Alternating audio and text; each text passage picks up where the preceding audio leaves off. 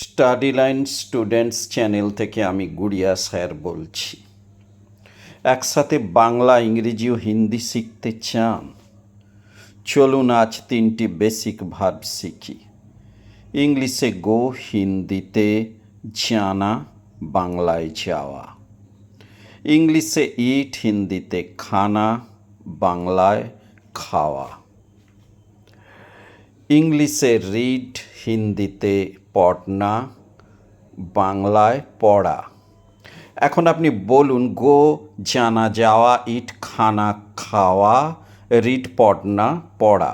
এইভাবে প্রতিদিন বাংলা, ইংরেজি, হিন্দি শিখতে study line students YouTube channel subscribe করুন।